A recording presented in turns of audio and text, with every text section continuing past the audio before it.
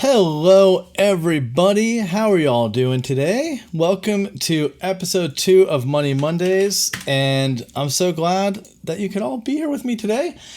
First of all, to the Americans who are watching, happy Memorial Day. I hope that you had a nice long weekend. I hope that you're enjoying some time with friends and family, taking a minute to remember those who came before us and made the ultimate sacrifice so that we could sit here and enjoy our freedom.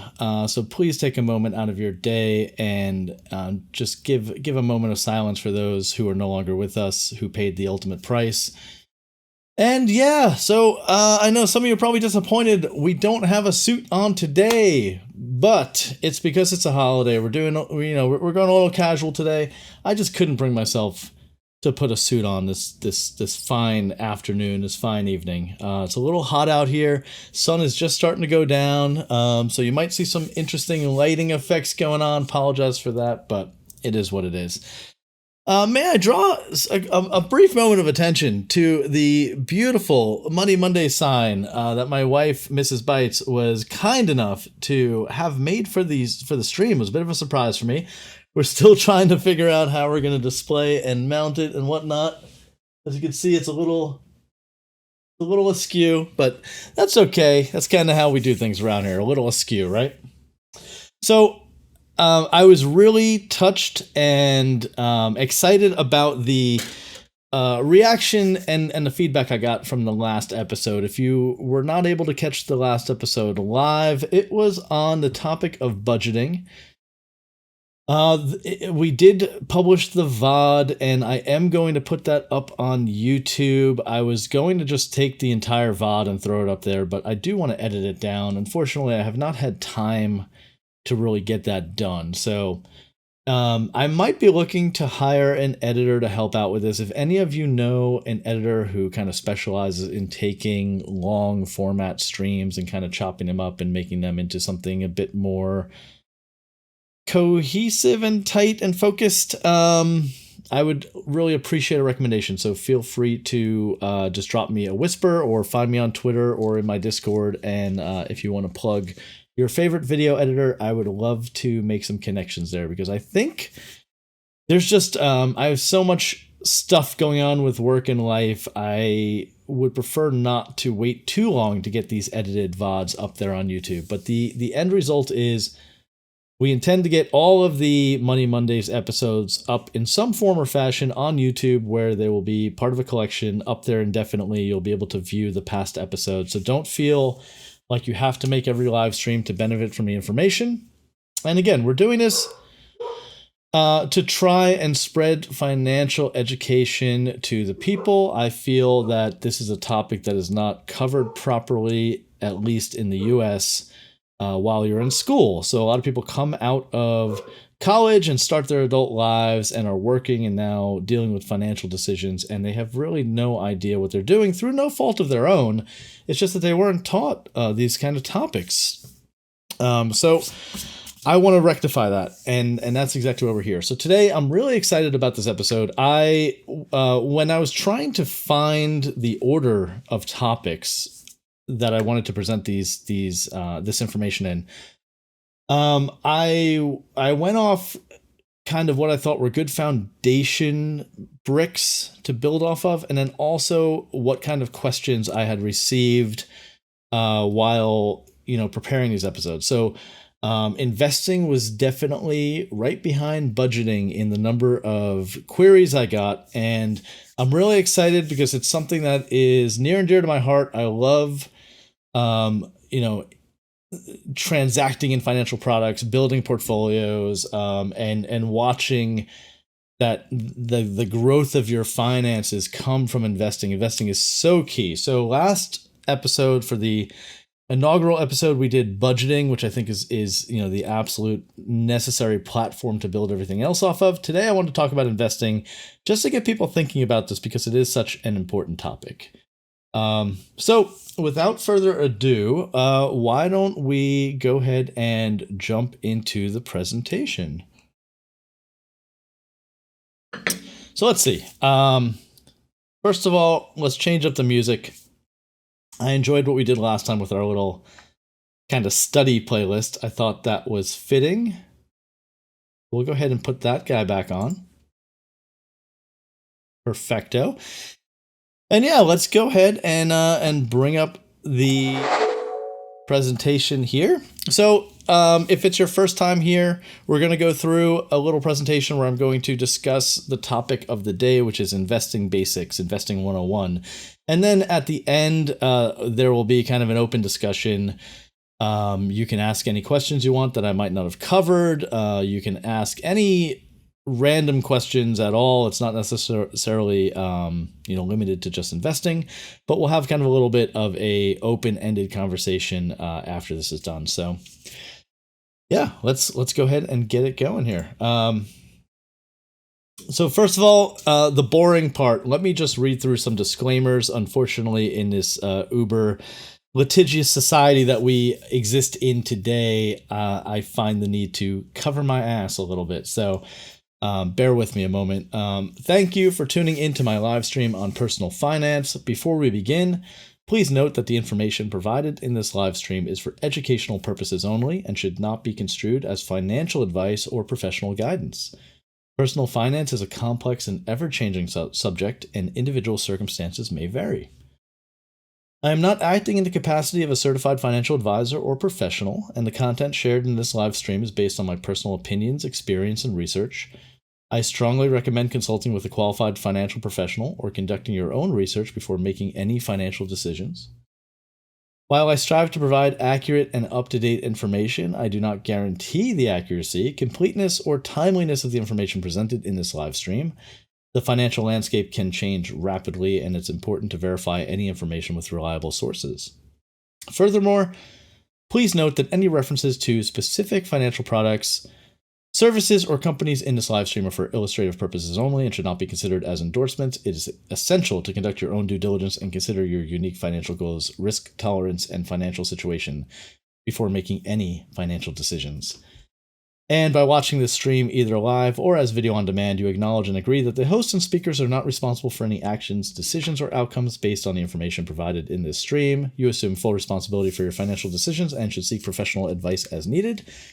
Remember, personal finance is a lifelong journey, and it's important to continuously educate yourself, seek professional advice, and make informed decisions based on your unique financial situation. Madge, welcome in. Maki, welcome in. Happy Money Monday. Yes, I hope you are all enjoying your Monday. I know both Maki and Madge, you are not necessarily celebrators of Memorial Day, but you can be honorary Americans for a day and celebrate along with us. Thank you for showing up, and I appreciate the support. So for those of you who don't know me, maybe your first time here on the stream, who am I?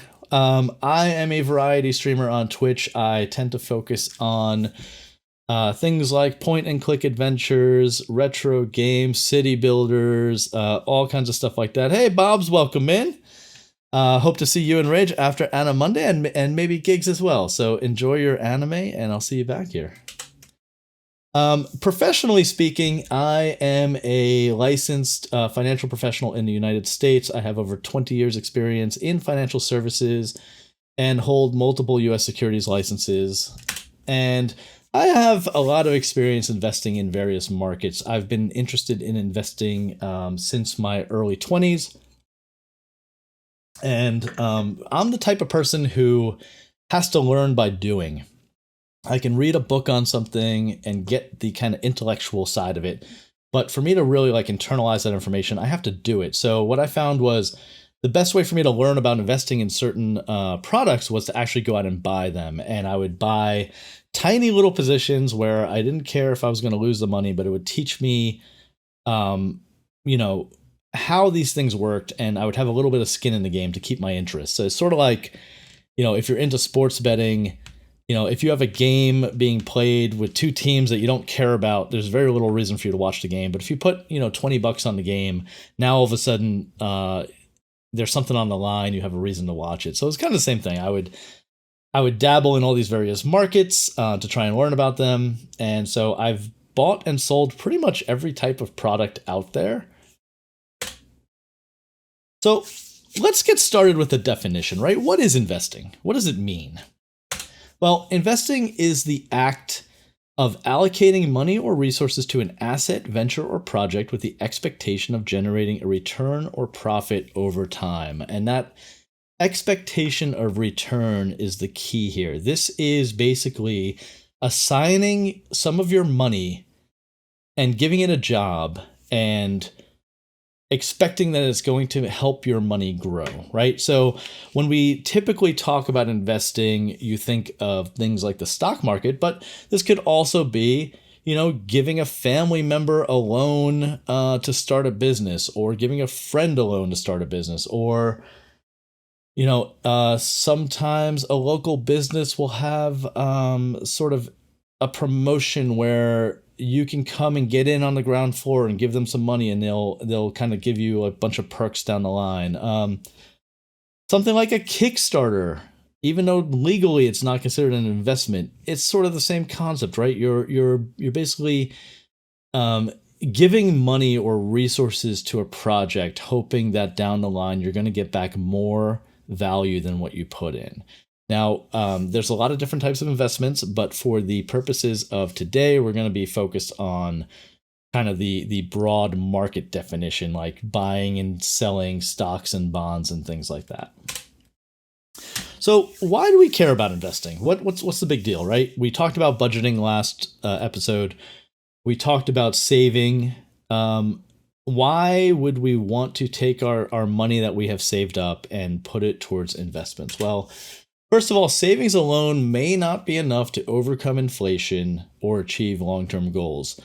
If you're not familiar with the concept of time value of money, it basically states that money in your hand today is worth more than money that you're going to receive down the line in the future. And why is that? It's because of inflation.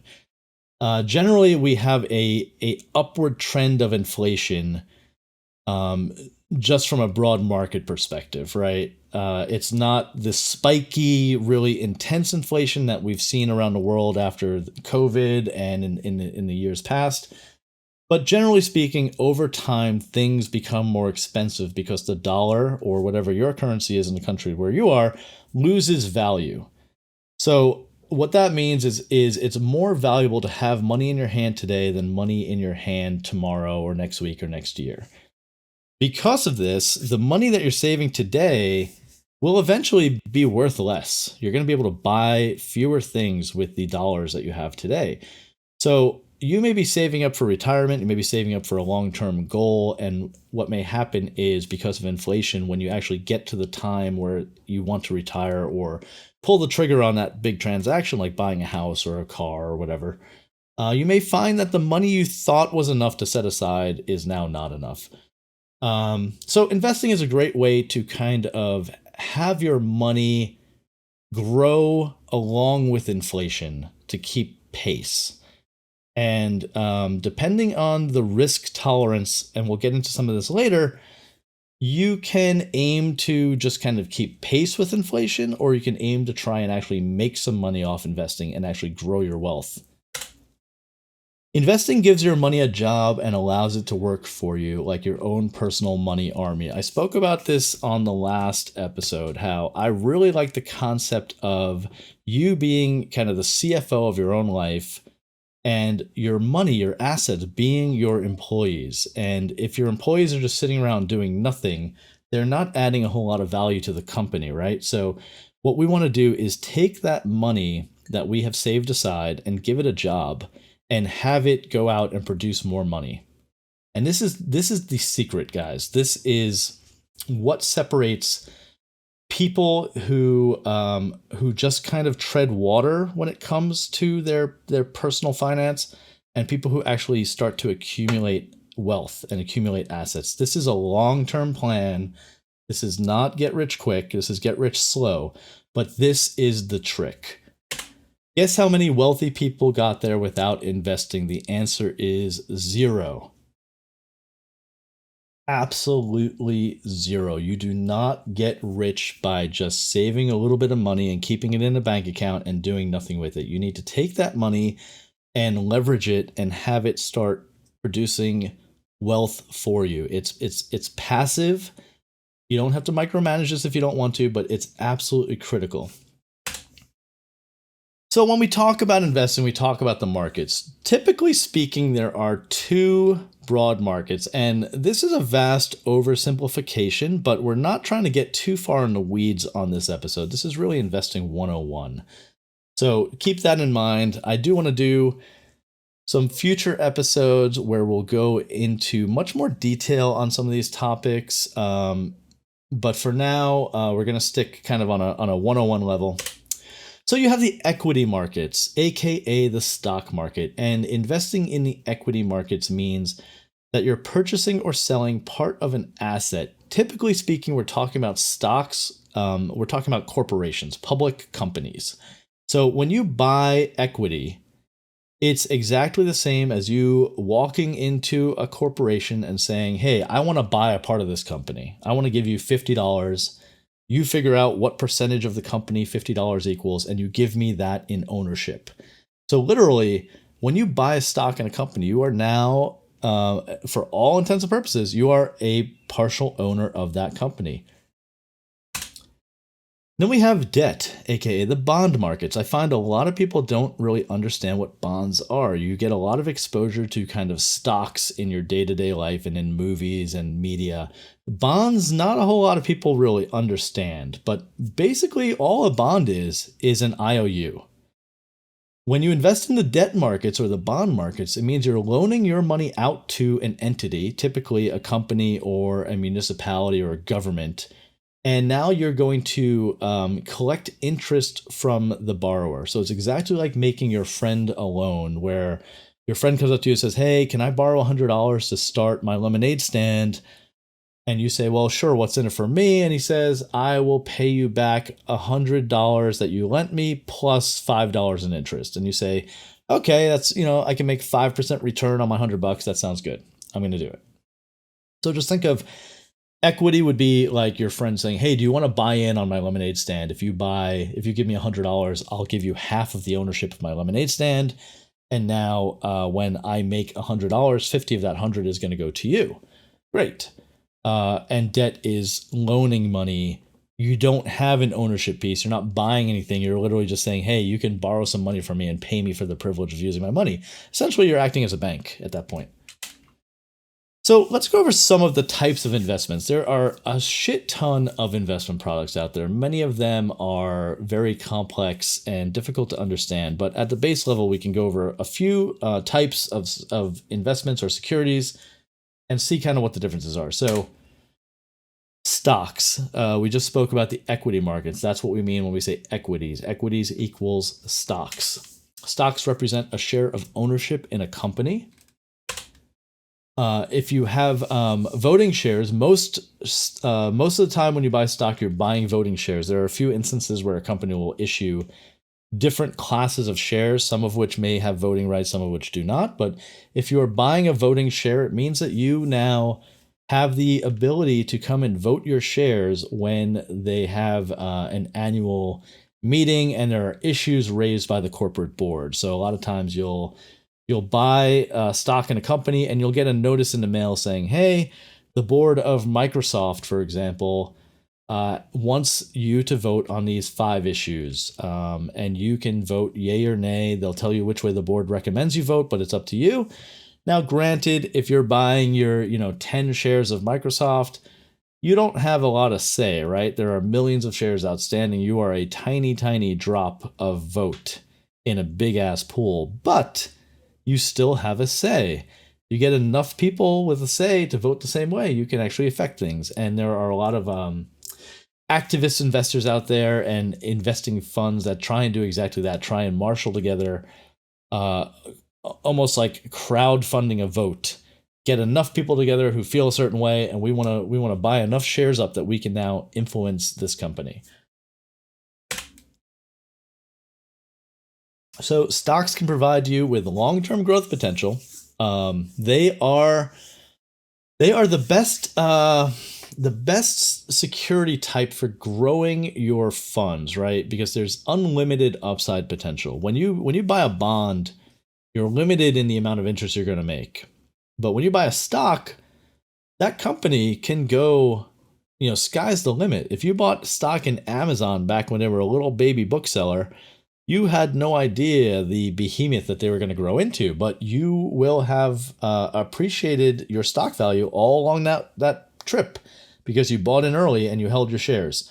So it provides a lot of long-term growth potential, but there is higher risk. You are more likely to lose your money buying a stock. And how does that happen? Well, if the stock can go up, the stock can also go down. If the stock goes down to zero, now the shares that you bought are worthless and your investment is effectively null. Next up, we have bonds. So when you hear references to fixed income securities, it's a bit of a dumb term in my mind because part of society thinks of fixed income when we refer to things like pensions and annuities. You think of senior citizens being on a fixed income, meaning, they're on Social Security. They get a set check every month. This has nothing to do with that. This has nothing to do with the concept of like retirement or funds coming in from Social Security or some other source. It's just what they call the bond market. It's called the fixed income market. So if you hear the term fixed income, you're immediately thinking bonds. When you buy a bond, you're basically loaning your money out to a government or a corporate entity, and then they pay you back with interest. The rate of interest that they pay you is called the coupon on the bond. Generally considered lower risk than stocks. And I'll just say one last thing about bonds. Ideally, you are going to get your principal back at the end as well. So not only are you, if you buy a bond for $1,000, you're going to earn a certain percentage of interest over the life of that bond. But when the bond matures, you are expecting to get your original $1,000 back. So there's the two aspects of it: the principal returned back to you, that's the actual money you lent out, and the interest that you made along the way. All right, so then we have mutual funds. Mutual funds were great. Basically, a mutual fund manager would take money from a bunch of different investors and would pool it together and would invest that money in a portfolio that they put together and managed. So the really nice part here is you would have a fund that would have someone whose job it was to just look after the fund and manage the investments and to keep track of all the news and events that happen on all their holdings. It was a really great way to get professional expertise. So you had a professional money manager looking after the portfolio. You didn't have to worry about, when do I buy, when do I sell? And you would also get diversification in a single product. They have a bunch of different mutual funds, and some are very broad market. You can get a fund that covers a bunch of different industries. You can get some that are focused on single industries, but it was an easy way to make one transaction and buy a bunch of different assets. And funds exist with all different types of focuses. You have funds that are focused on a particular industry. You have funds that are focused on, for example, retirement age. They have a series of funds that some firms have where it's like, okay, I am planning on retiring in the year 2065. So I buy their 2065 fund, and they are going to rebalance that fund as the years go by to adjust me towards my retirement date, changing the types of assets that are in that portfolio. And I don't have to think about it, do anything, whatever. It's managed for me. And every mutual fund is going to have a statement, a goal. It's not like they can go do whatever they want. They have an assigned mission statement. So when you go to buy into this fund, you know exactly the philosophy being used to make investment decisions, and you know kind of the rules that the manager is going to use to make those decisions. Now, the bad part about mutual funds is there are often minimum investment thresholds. A lot of times you need, $2,000 or $2,500 or even $5,000 to buy into a fund. Some are even as high as $10,000 for your initial investment. So it's not something you can take $50 and go throw it into a fund. And the fees can be higher than other investment options. And sometimes the fees are a little bit opaque unless you kind of really know how to dig in and look for that stuff. So they've come out of favor a bit. And part of the reason is exchange traded funds, ETFs. Now, ETFs are essentially the modern answer to the mutual fund. I freaking love these things. These trade just like stocks. There are no minimum amounts except for the actual price of the shares. So if an ETF is trading at $25 a share and you have $50 in your pocket, you can just go and buy 2 shares. There's no need to save up to get $2,500 and invest it all at once. There's also live pricing. When mutual funds trade, they trade at the end of the day. What happens is, if you want to put an order in and say, hey, I want to buy mutual fund ABC, you put the order in with your broker. They say, okay, we'll wait till the end of the day. At the end of the day, the mutual fund will go in and price all the stuff in their portfolio, and then they'll price the fund itself. So they'll come out and say, okay, at the end of the day today, the price is worth $100 a share. And now the broker will take the money, take your order and say, oh, you wanted to buy 10 shares, 10 times 100 is $1,000. You owe me $1,000 for this purchase. But you don't really know, you don't know that. You don't know what the price is going to be till the end of the day. So it makes it very difficult to trade like on news. Like say some bad news came out and you want to get out of this thing right away. You can't trade it and have it instantly affected. It takes effect at the end of the day. It's a little strange. So mutual funds are kind of a holdover from a different era of investing, a time where we didn't have this lightning fast execution and everything connected with the internet and you able to buy and sell things on your own without needing a broker. ETFs are the modern answer to the mutual fund. And these are the easiest way to start investing. This I'm going to recommend 10 out of 10 times for someone just getting started is to begin with ETFs and then branch out from there. So keep that in mind as we talk about kind of how you're going to get started doing this stuff. ETFs is going to be the recommendation. Okay, so aside from what we just covered, there are a ton of other investment vehicles out there. Just a few that we are not going to be talking about today. We'll save this for some of the more advanced discussions. But you have things like derivatives, options, and futures. What are derivatives? Derivatives get their name because they are derived from another asset. So you might have an option or a future that is written on a particular stock, say Microsoft stock. So Microsoft stock is the base security, and then an option or a future that is written on that would be a derivative of that Microsoft stock.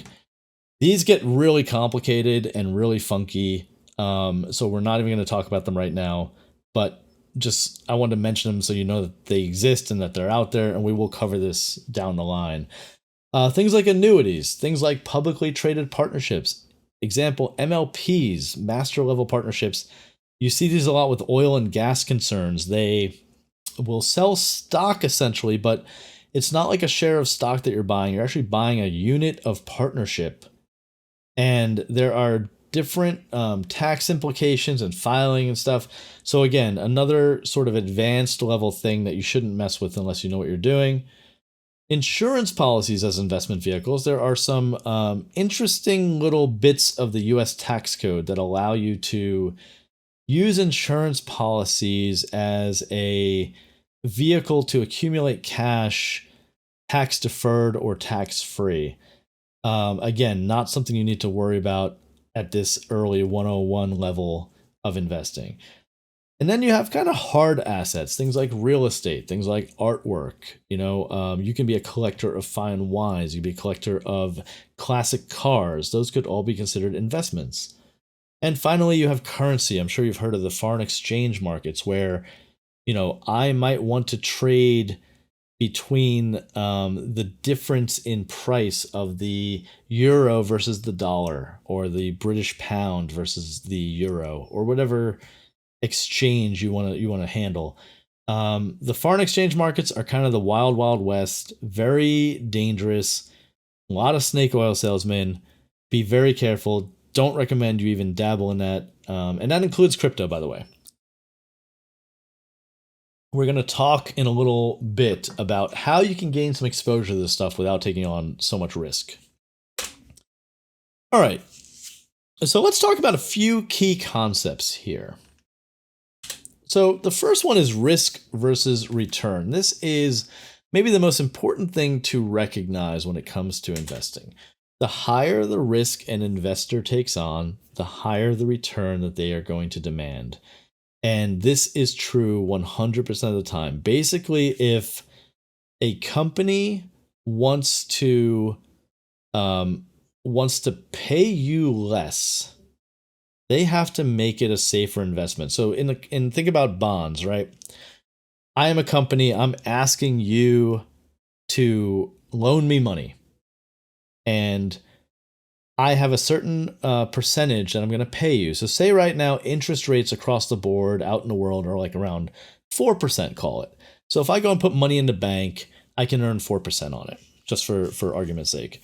Well, if I'm a company now and I say, hey, I want you to loan me money, I'll pay you for the the privilege of using your cash.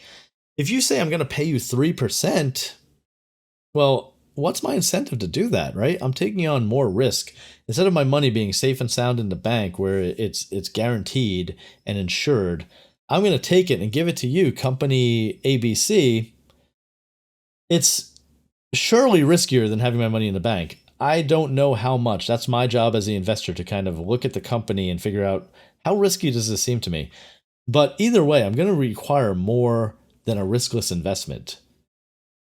So if you want me to put money into your company to loan you money, you're going to have to pay me 5%, 6%, 7%. And the riskier your venture, the more you're going to have to pay me because I'm increasing the chances that I'm going to give you my $100 and never see it again. So I may say, hey, I don't want to get 6% for the money. I think you're pretty risky. I want 7%. And this happens when a company issues these securities. When a company goes to issue bonds, they go out to the market and they're like, hey, market, we want to pay 4% on these bonds. And the market will come back and be like, not interested. We want 5%. And there'll be a little bit of a dance, a negotiation between the company and kind of the initial investors and the brokerage firms that bring the securities to market. But all you need to know is when you take on risk, you need to get paid for it. Always keep that in the back of your mind. It's always a balancing of the scales where the more risk that you're being asked to take on, the more return you want to see. Diversification, one of the most important concepts in personal finance and investing. Don't put all your eggs in one basket. That could be one company, that could be one industry. You want things to be spread out so that when a certain sector or certain industry shits the bed, your entire wealth and your portfolio is not wiped out. An example of this, is building portfolios that can kind of weather economic events. You may hear about things like recession-proof stocks or portfolios. What they're referring to is if the economy tanks, people generally spend money less. They try and hang on to their money. So you might see in an instance where we have an economic recession, you might see people stop spending money on leisure items, right? You're going to see like restaurant spending go down. You're going to see things like amusement park spending go down, vacation spending, things like hotels, cruise ships, rental cars, all that stuff may get pushed down. Well, what are things that people are not going to cut back on? Well, it's going to be things like food, perhaps, like everyone has to eat. So grocery stores are still going to see money being spent. What else? Well, people get depressed and they drink more. So alcohol sales. There's a correlation between economic recession and the sale of firearms. So you might invest in firearm companies. You might invest in casinos because people go and gamble more when there's a recession. It's kind of funny. You don't think of these things as being like necessarily smart decisions, but it's what people do. And there's a lot of data out there on what industries suffer in different economic environments and which ones flourish. So by incorporating a few of these different sectors and spreading your money out, you can ensure that even if there's a big recession, you're not going to go down to zero. You might take a hit, but you have some securities in your portfolio that are going to help weather that storm. Time horizon. We talked about this in budgeting. We talked about this with savings. Time is your friend. It's your biggest asset. Longer investment timeframes allow you to recover from market fluctuations and increase the amount of risk you can take on. Now, remember, the more risk you can take on, the more money you are going to make. But how do you make sure that risk doesn't bite you in the ass? Well, if you have an investment horizon, a time frame horizon of decades, right? So say you're 30 years old right now, you want to start saving and investing, and you're going to invest into a portfolio that's going to fund your retirement. So you don't need this money for, 30 to 40 years down the line. And what that means is when the market goes down 400 points tomorrow, you don't care. You have plenty of time to weather that and to have these stocks appreciate.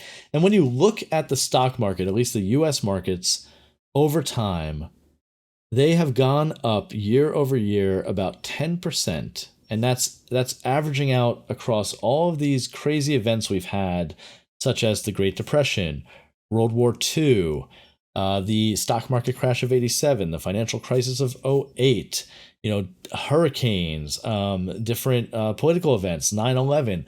All of these events had drastic impacts on financial markets, but they were short-lived. And given enough time, they become blips on the radar. If you look at a stock chart covering, the 5 years where the Great Depression was happening, call it, you're going to see a massive cut in that chart. It's going to look ridiculous. But when you look at that over the entire time frame of the US stock market, you see what a tiny little blip it was over all those years. So time frame and time horizon is one of the most valuable things you have on your side. You want to invest early and get your money in the market so you can benefit from that. And finally, compounding. This is the same concept when it comes to savings. Your money, your returns on your investments will also be able to make you returns, because you can now invest your returns and now they are going to generate returns. This is the snowball principle. This is how you accumulate wealth. You start small and gradually this grows as that snowball rolls down the hill. It accumulates more and more. It gets bigger and bigger. So the sooner you can start, the sooner you can start that process. I don't care how old you are. You should be investing now, like today. Well, not today, but tomorrow when the markets are open. You should be getting in there, getting in the markets, and getting your fucking money put in something that is going to start working for you, because otherwise you are just leaving money on the table. Now, when you're buying stocks, I want you to think as an investor would, right? You are not buying stocks in Apple. You are evaluating Apple to see if you should invest in this company. Why does this entity deserve my investment? Why should I give them my money? What are my goals for this investment? What will I consider, to be a good investment? Like how, where do I need to get to with this for it to turn out on the good side, on the bad side? What point will I consider this a success or a failure? That could be a certain, amount that you've made. It could be, you might have a dollar price in mind for where the stock is going to go. The stock's trading at 100 today. You think it's going to go to 150. Basically, you need to start thinking about this. You're not just going to be like, hey, I'm going to go buy. Oh, hey, Jay, thank you. Welcome in, by the way. So you don't want to just be like, hey, I'm going to buy stock in Apple because everyone else is. You want to think of it as you would if you were an investor. They need to earn your investment. You need to have some goals and some metrics in mind before you pull that trigger. And what's your exit strategy? Now, I espouse buy and hold, but that doesn't mean you hold things forever. Things change, companies change, markets change, the environment and society around us change. So you want to have an exit strategy. At what point are you okay letting go of this investment? And there's, this is another topic we'll get into in future episodes in a little bit of a more advanced way. But for now, I just want you to start considering these concepts and the mindset. Likewise, for bonds, start thinking like a bank. Think like a lender. You're going to loan money out. Think like a bank. How likely is it that you're going to get paid back your principal? You have two friends. One fails at everything they do. They're lazy. They don't want to work. All they do is sit around all day, play video games and stream. How dare they? And your other friend is very driven. They're going out there. They have a good job. They have a lot of money saved up, and both of them want to start a business. They come up to you and ask you to lend them money. Who are you more likely to lend that money to? Probably your more responsible, driven friend. Doesn't mean you're not going to lend to the other friend, but you might require more back from them to take that risk on, because there's a better chance you're not going to see your money back. Is the rate on the loan fixed or adjustable? Some bonds out there adjust their rates over time. They're tied to a certain interest rate, like Fed funds.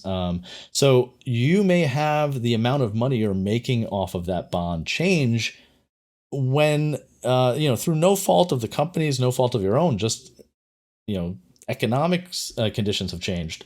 So it's important to understand, like, what are you getting into? What are the terms of this bond? And finally, what factors impact the entity's ability to repay the loan? Is this a company that is betting everything on a single product, like a pharmaceutical company?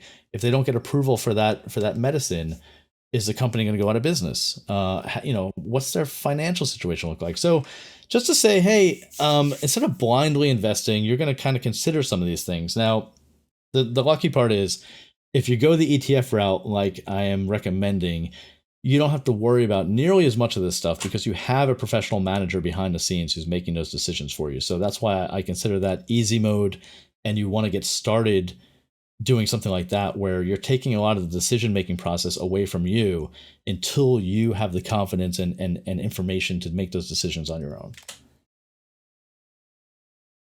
Okay.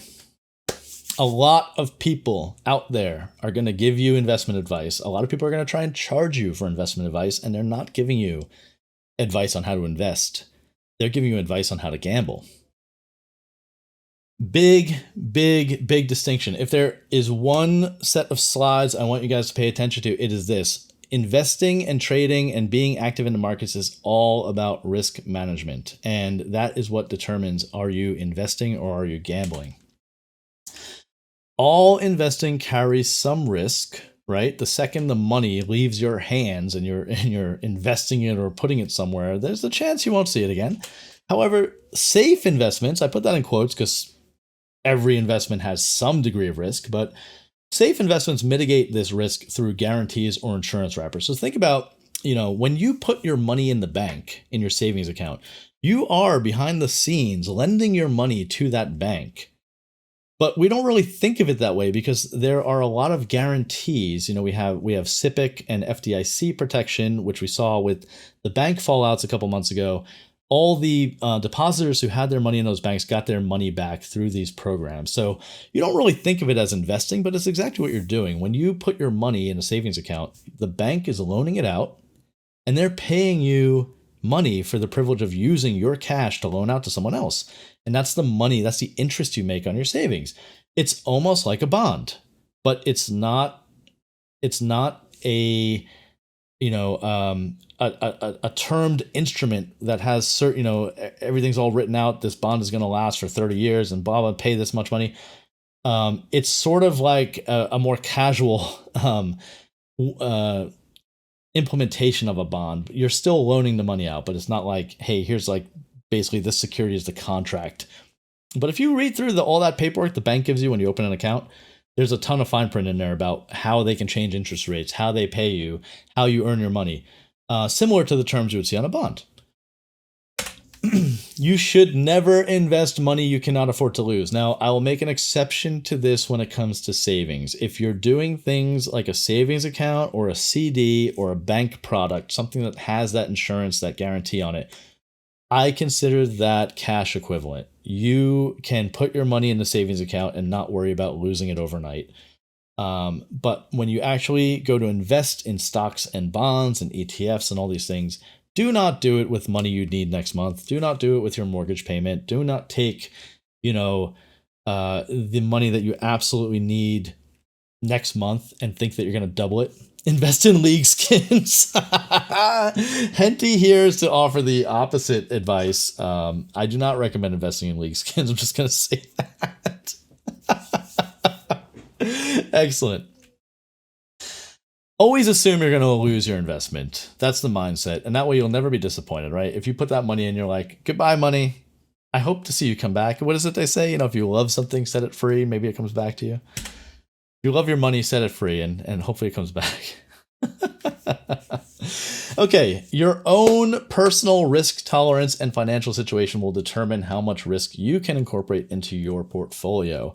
What we want is to have enough risk. We don't want to shy away from risk because risk is where we make our money. But we also don't want to take stupid risks. So when you tell me you're going to take all your money that you have set aside for retirement and put it into fucking Ether, I'm going to have a problem with that. However, if you tell me, you know what? I make a shit ton of money and I have fucking savings spilling out of my bank accounts. I don't know what to do with it. I'm going to take a little and be a little risky with it. That's fine. Risk is not a bad thing if you properly manage it. And likewise, gambling is not a bad thing if you do it with intent. So I'm not here to say you can never have any fun in the markets. You can't go dabble in crypto. You can't go dabble in penny stocks or junk bonds or any of this shit. But you have to do it with intent. You have to say, just like when you walk up to a blackjack table and put your money and play around a blackjack, no one sits down thinking they're making an investment or a financial decision, right? You think you're risking some money to have some fun. There's an entertainment value in it. That's fine. Like I said at the beginning of the stream, that's how I learn. I'll buy a little tiny chunk of some of this stuff just to see how it acts, just to kind of figure it out. I'll make some stupid decisions with very tiny amounts of money just to see what happens and kind of get my head around it. And it's fun for me. I like exploring some of that stuff and figuring out how these products work. So nothing wrong with gambling. Just know when you're gambling and don't mistake it for investing, please. Actually invest in a good home warranty company, or be like me and have to put a clothesline out back because your dryer is broke. Yes. Okay, so here's some examples of like safer products versus riskier products. For safer products, we have things like the US Treasury products. So things like Treasury bills, Treasury bonds, Treasury notes. What are those? Those are all the same thing, except the difference is the time to maturity. So bills are under a year. They're very short term. Notes are between a year and I think up to 20 or 30 years. And then bonds, which they don't really, there was a big break in them issuing these, but those would be 30 plus years. And basically it's a bond. All these treasury products are bonds where you're loaning money to the US government. They are backed by the full faith and credit of the US government, which means that if the US government defaults on those bonds, you have much, much bigger problems than losing your money. Like your country has just disappeared. So those are considered extremely safe. Bank products like CDs and high yield savings accounts, also very liquid, very safe, backed by a lot of government regulation and insurance. General obligation muni bonds. So what's a muni bond? A muni bond is a bond issued by a municipality. So it could be your town, it could be a city, it could be a state. And when they say general obligation, well, what can a city or a state or a town do that other companies can't? They can collect property taxes, right? They have a mandate to collect property taxes from the residents of their area. They can do so, I won't say with force, but they can garnish your wages. They can reach into your bank accounts and take your money. They will get their fucking property taxes.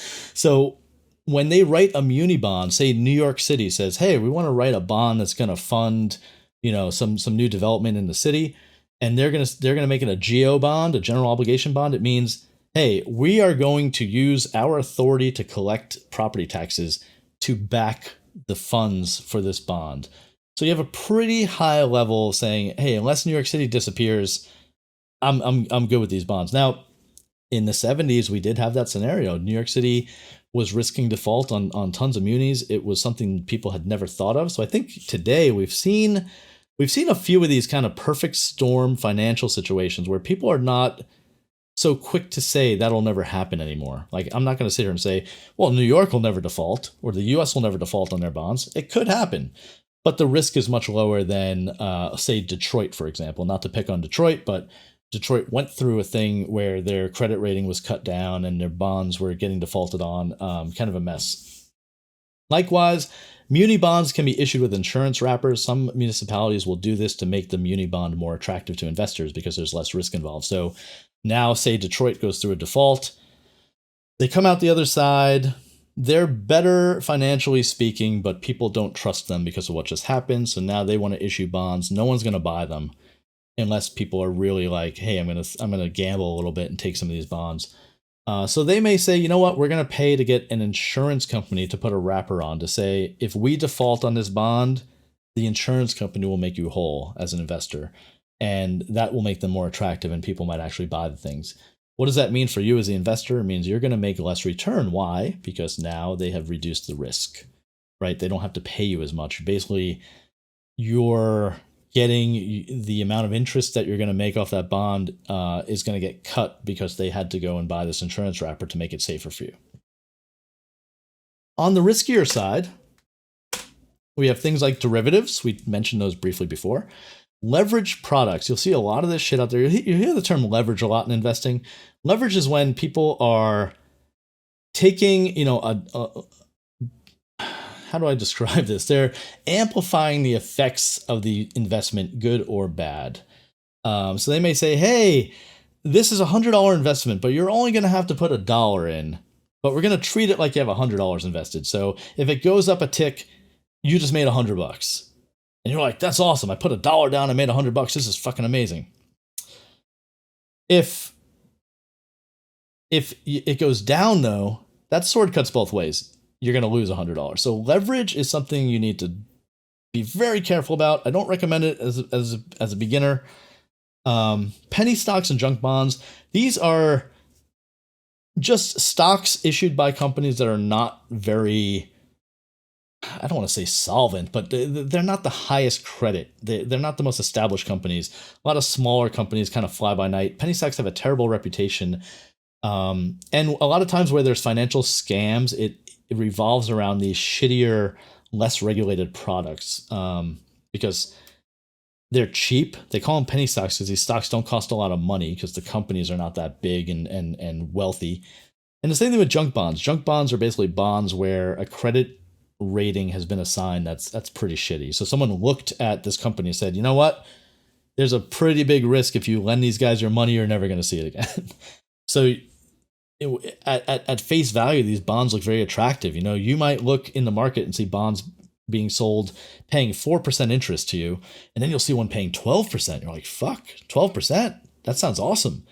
But the 4% bonds, you have like a 2% chance of losing your money, and the 12% bonds, you have like a 75% chance of losing your money, So always look high returns. Always, when you see investment A is going to pay me more than investment B, your mind should instantly say investment A is riskier than investment B. Always. Risk and return are locked together. That is always the case. Always. 100%. If you have league skins on a riskier product, you'll laugh so hard and request this PowerPoint immediately. I almost want to ninja edit it to squeeze that in. We did have, we do have league skins. They would be listed in riskier products. In fact, I think there's literally a 0% return on those. So Henty, I'm sorry, you have chosen poorly. Okay, very important topic: day trading. Every fucking charlatan you see online with their stock course, get rich quick, quit your day job, blah, blah, blah. They're talking about day trading. It is not a viable investment strategy. I'm going to repeat this. It is not a viable investment strategy. In fact, it's not even a fucking good gambling strategy. It's just bullshit. Don't do it. Don't do it. You will lose your money. Do not do this. Okay? Don't do it. There are tons of predatory experts out there that will teach you how to get rich for a fee. Ignore them. Do not buy any of these fucking courses. Don't. Just don't. Please promise me. If you promise me nothing else, don't day trade. It's fucking stupid. My thoughts on risk. I have a few little bullet points here that kind of sum some stuff up. One, it's okay to have multiple portfolios with differing levels of risk tolerance. So, for example, you might have your main retirement portfolio that you want to be more conservative with. You don't want to risk as much, and then you might have, a $1,000 or a few $100 that you're like, you know what, this is my play money. I want to go and do crypto. I want to do some of this shit. That is perfectly okay. My goal here is not to lecture you on how much risk you can take. That's something that only you can determine. It's to teach you to think in a risk perspective, and to filter everything through the lens of risk when you're talking about investing, because that's the most important concept for you to grasp here. If it sounds too good to be true, it is, right? Nothing is for free. There's no free lunch. And guess what? In finance, no one is out there except your friends and your family. No one is going to do you a favor. Okay. If someone is promising you something and they're not charging you for that, or they don't have, if it sounds too good to be true, it is. Let's just leave it at that. There's no free lunch. There's no one who can make you rich. Think about it. If all these guys out there with these courses had this magic bullet to make as much money as they possibly wanted to, why the fuck would they share it with you for $29.99 or $199 or $1,000, whatever, when they could go out on the markets and make millions and gazillions of dollars? Like, why would they even waste their fucking time? And you'll hear a lot of them be like, well, I just want to give back. Okay, that's fine. Then give it away for free, right? Why are you going to charge somebody $1,000 for a course if that money doesn't mean anything to you and you're so altruistic, you just want to give this information and help everybody?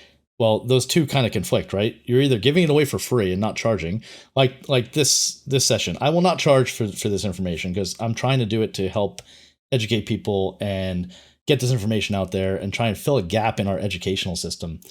But if I had turned around and said, hey, I'll give you this information if you pay me $100, well, that kind of goes against that whole philosophy, right? So just be careful out there. There's a lot of fucking scams and shit going on. Don't pay for stuff.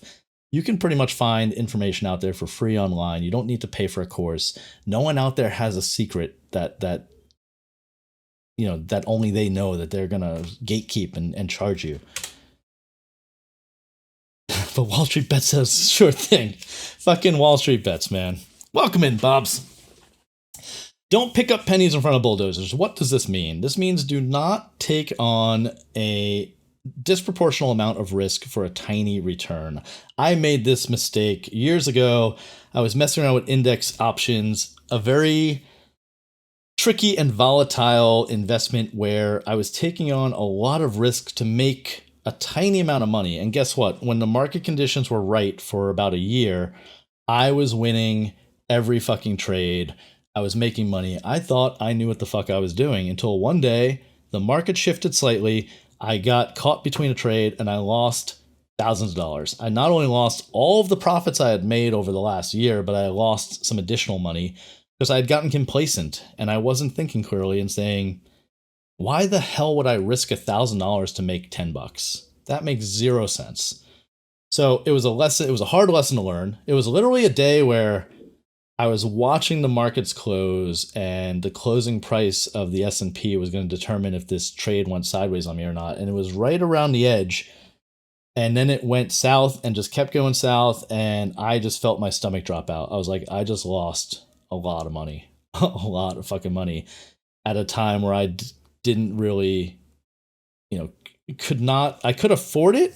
Go back to my thing, never invest money that you can't afford to lose. So it's not like I couldn't take the hit, but I didn't want to. And I certainly was not expecting to lose that money. So it was a tough lesson to learn. Don't make the same mistake. And leverage is a double-edged sword. We talked about this before. A lot of people will try and get you to lever your trades up to make more money. It is a viable strategy in certain circumstances with certain transactions. It's more of an advanced topic we'll get into in future episodes, but for now, ignore it. Don't do any leverage. Your dollar is worth $1. Your dollar is not worth $10. Your dollar is not worth $1,000. Because yes, when you treat your dollar like $1,000, you can earn more money, but you're going to take on a lot more risk. And when that trade goes against you or your stock goes against you, it's going to be devastating. Finally, trading is hard. Trading is where you're trying to time markets. You're trying to get perfect entry and exit points. You're taking short-term positions, trying to capitalize on a piece of news or something going on. Trading is extremely difficult. That's why a lot of people, make a lot of money doing it professionally and go to school for it and study and all kinds of different shit. Luckily, investing is not hard. Investing is easy. Investing is buying things with a long-term horizon and not trying to time the markets. There's a famous saying: "Don't try and catch a falling knife." Means don't try and time the markets. You'll see people, they'll see the market is going down. They'll be like, when do I buy? And they'll try and time it right at the bottom. A lot of times they miss it. It's not worth it. If you invest from a long-term horizon, you don't need to worry about that shit because it doesn't matter when you buy. You bought today. It doesn't matter if you bought at the very top or very bottom. You're holding this stock for years, if not decades. You don't care. Try and make it easy on yourself. Ethical considerations. This is something that I actually got a few comments on from people, people who did not want to be in the stock market because they felt it was benefiting the worst parts of our society and capitalism and everything else. I'm here to say, don't hate the marketplace because there are bad market participants. You can participate in the markets without supporting companies you do not agree with. The stock market by itself is just a mechanism to put buyers and sellers together. What you buy and how you buy it is what determines, what kind of impact you're having on the world. ESG, which stands for environmental, social, and governance, is a very hot topic right now. There are a lot of companies out there evaluating, hey, Swag, what's going on? Welcome in. There are a lot of companies that go out there and evaluate firms based on their ESG, and they give them a score. So it's basically like, all right, what kind of diversity are we seeing in your hiring? What kind of social programs do you have? How's your corporate governance? Are you well regulated? Are people keeping an eye on things? What's your impact on the world? And you can find a fund that you feel good investing in and support them, right? So you have focused funds such as women or minority-owned businesses. You have businesses that are acting to combat climate change. You have businesses that support various social causes you might be into. So basically, what you want to do is find things to invest in that align with your personal values, and that way you don't have to feel shitty about investing. Don't think stock market is all, just investing in these mega corporations. There are literally funds out there focusing on all different kinds of market sectors and things people are doing. You can find like solar heavy funds that find companies that promote and use solar and invest just in that. There's such a wealth of different products out there. So don't let something like ethical concerns stop you from investing. Just let it inform your investing. Let it shape what you're going to put your money in. Let your money speak for you, right? This is a way for you to take your money and help the companies you want to help. You're helping kind of boost them up and get bigger and get stronger. So if you're not into Google and Amazon and Netflix and shit, don't invest in them. Invest in the smaller companies that are doing things that you want to promote and want to keep going. The long-term mindset. This is what we're talking about when we talk about beginning investing. We're trying to accumulate wealth here. We're not trying to make a quick play. We're not trying to do anything fancy here. We're going to buy and hold, right? Buy and hold is literally the definition of investing for the long term. You're going to buy a stock or a bond and you're just going to forget about it. You're not going to sit there and worry, what is it doing every day? You don't care, right? You're just hoping this company over the next 5, 10, 15, 20, 30 years gets bigger, and just by virtue of being part of the economy, as our economy grows, the companies will grow as well. This helps you ride out market fluctuations and mitigate risk, right? Like we talked about before, the Great Depression, one of the harshest, most intense economic events this country and the world has ever seen. And when you look at it on a stock chart from the beginning of the markets to present day, it looks like a tiny little blip because in the long term, it was a tiny little blip. absolutely devastating in the moment. But if you held securities during that time and you didn't sell them, they eventually would have recovered. With the exception of companies that go out of business, that's something else to keep in mind. But for the most part, if you're buying strong companies that are not, super risky in a certain sector, the chances of them completely going out of business without any advance notice is very small. And we're trying to just accumulate assets, build a portfolio up, and we're not worried about selling right now. We're just worried about kind of gathering, putting our money to work, gathering this up. Your investments are going to grow over time. And you don't need to time your trades. Again, we don't want to be trading here. We don't want to worry, oh, do I have to, when do I buy this? Do I have to wait till it crosses this certain price threshold or whatever? No, fuck that. If you're buying it for a 4-year hold, what do you care if you bought it at 12 p.m. or 1 p.m. or 2 p.m.? What if you care if you missed it by $1 off the best price of the day when this thing is going to go up, 1,000% by the time you sell it in a few decades' time? And buy and hold is boring, which is why we like it. This podcast, this stream, this information, this Money Mondays is all about being boring and making money the slow way, the right way. This is not, get your pulse pounding, get rich quick kind of bullshit. That's the exact kind of shit that those fucking snake oil salesmen out there are going to try and sell you because it's exciting. They want, you'll see the videos of them pulling up in their fucking Ferrari and telling you how much money they're making and blah, blah, blah. Fuck that shit. Be boring. Be boring. Just build your snowball, let it grow. Dollar cost averaging is a tactic which is very helpful in building a portfolio. It's where you take a fixed amount of money at regular intervals, usually monthly, and you invest that money. So it could be, you could say $20 a month, $50 a month, $100 a month, whatever you can afford. This reduces the impact of short-term market volatility. You're not buying your entire position on day one. You're buying it every month. You're legging into this position. So if you're like, hey, I like this fund. I want to buy this fund. I want to buy it today. I want to buy it tomorrow. I want to buy it next month. What you do is you take a small amount of money every month and you buy it. So month 1, it's down a bit. Month 2, it's up. Month 3, it's down. Doesn't matter. You're going to buy at all these different points and it's going to average that price out for you over time. So again, this is all about eliminating the need to really worry about your trading, worry about when you're going to buy and sell. You just buy and sell when it's convenient for you and that's it. You don't worry about it.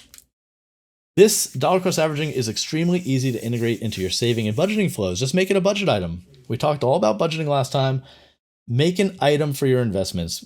Start with what you can. If it's $10, $20, whatever, just get some money set aside for investments, and that's going to start this ball rolling.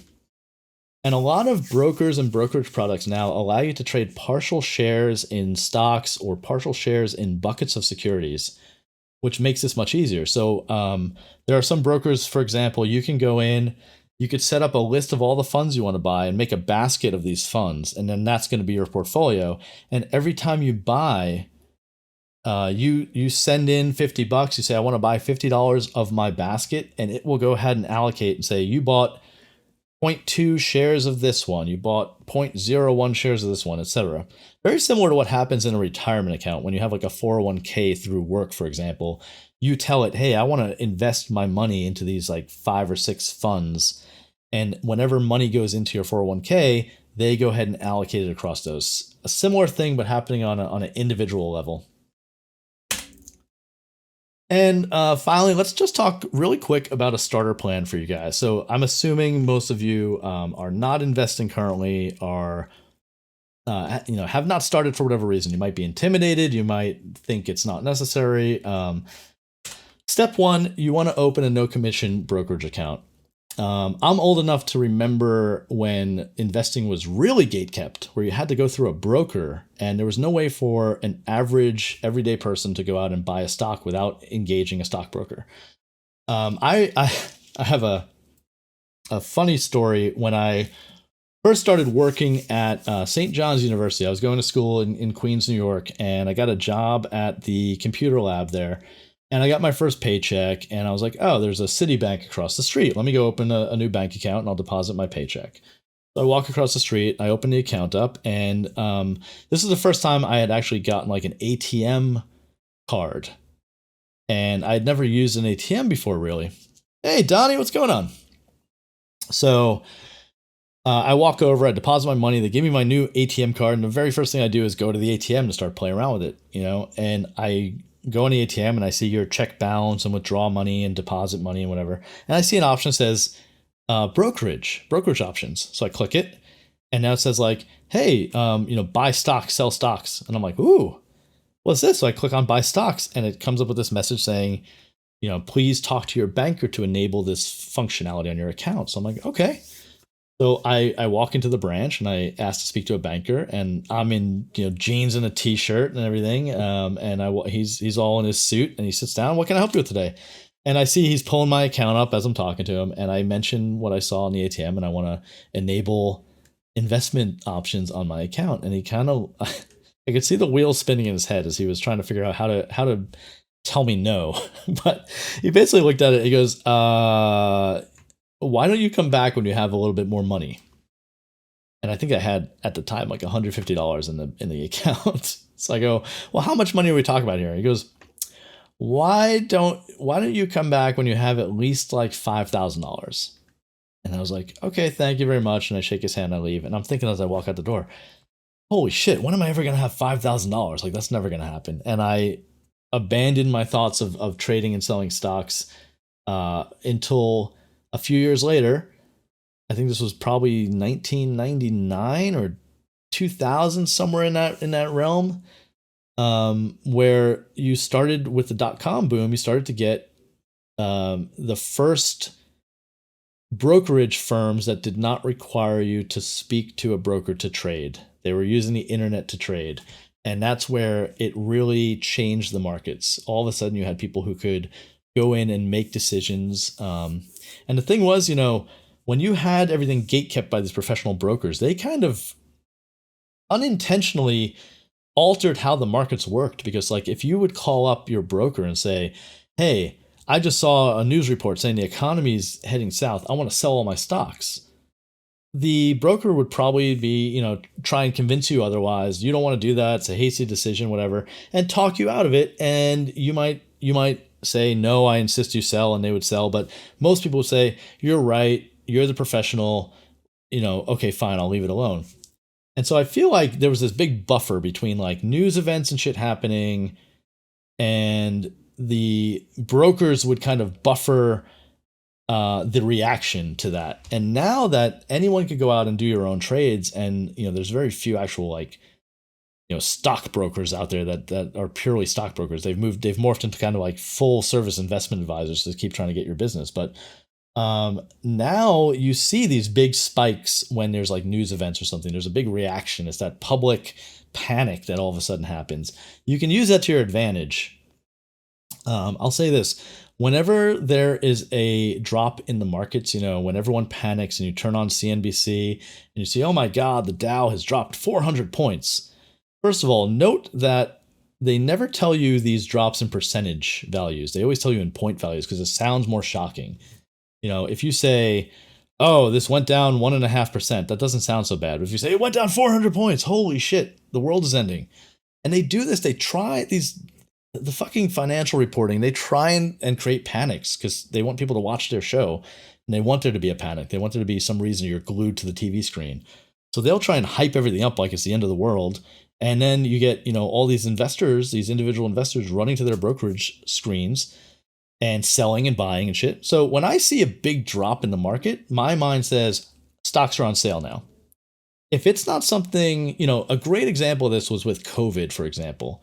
A lot of the businesses that were involved with concerts and travel and all the things that got shut down, those stocks plummeted. And I bought a bunch of them because I'm like, well, either we're coming out of this and these stocks are going to jump up significantly, or we're not and I'm going to lose this money. But I don't think all these companies are going to go out of business. Maybe one or two will. Same thing with cannabis. Like, cannabis industry started popping off. Hey, I found a few different cannabis investments and said, hey, these probably won't all make it. Some of them may go out of business, but they're all very cheap right now because it's a nascent industry. There's a shit ton of money behind it. Let's buy some and see what happens.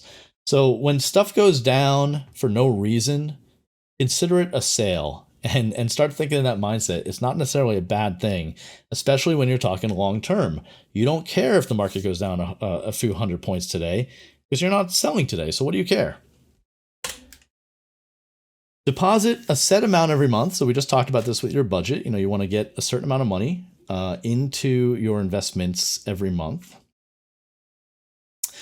Cannabis did go up, Bob's, not as much as I think it's going to have to be federally legalized before it really takes off. And honestly, what I'm expecting from these firms is that they're going to get bought up by somebody. They're going to get bought up by like a Philip Morris or an Altria or one of these big like tobacco conglomerates. Yeah, the best performing investment I have in the cannabis space is a real estate investment where this company basically buys real estate and leases it out to cannabis operations. And the reason I really like that one is even if the cannabis industry completely failed, this company has a bunch of real estate that they're sitting on. So I saw it as like a bit of a hedge against the cannabis piece of it. Was just typing that word. Create a list of ETFs you would like to invest in, right? And hey, here's a hint. Come by my Discord, join the Money Club, and I will help you out with this. We can talk about what you want.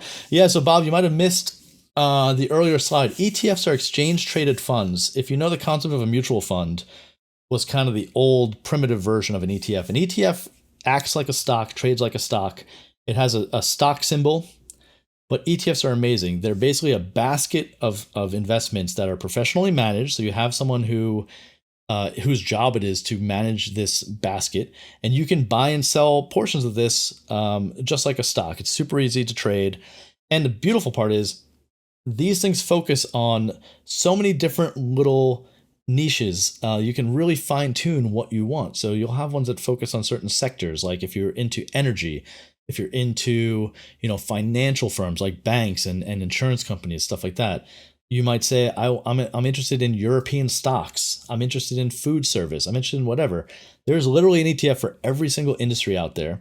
And then there are some that have certain types of philosophies or focuses. So like we talked about with the ESG stuff, women-owned business ETFs. This ETF just invests in businesses that are primarily women-owned.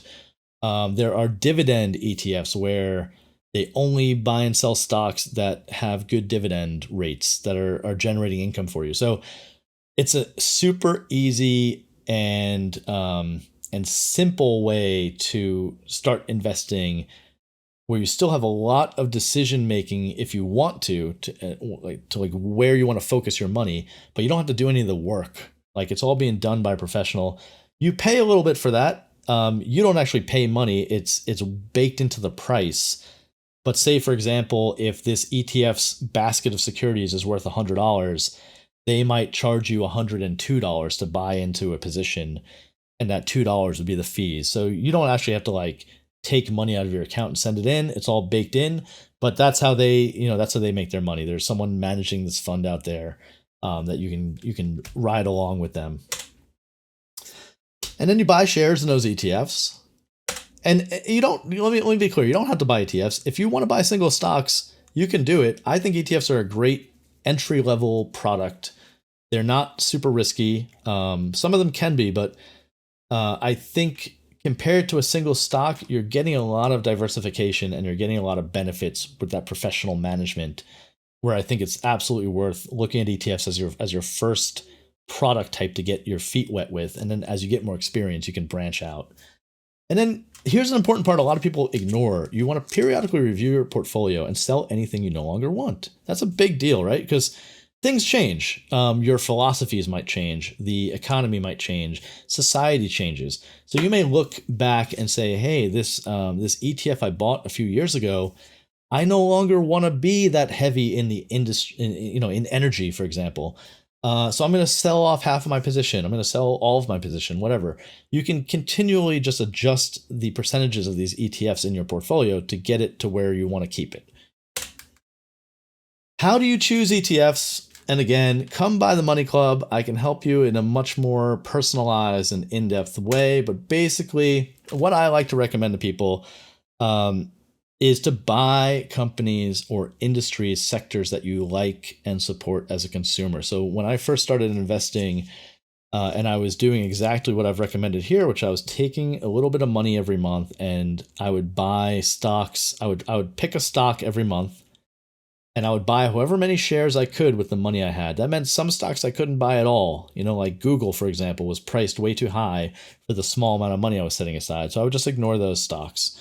But I would pick a stock and say I put in $100 every month. I would buy as many shares as I could for the $100, and then next month I would move on. I never sold anything. I just kind of kept accumulating and building it up. But I started off with companies that I liked and that I was a customer of, and I liked their customer support. I liked how they ran their business. And I said, you know what? If I like and support this company, others will as well. And I feel good investing in them because I use their product. I know it. So it was stuff like, Chewy.com recently. They had an IPO a few years back. They're the company I buy all my dog food and supplies and stuff through. Love them. Their customer service is phenomenal. We had people call them up.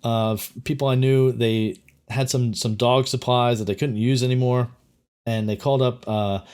Company gave them a refund and told them to go donate the stuff to a shelter.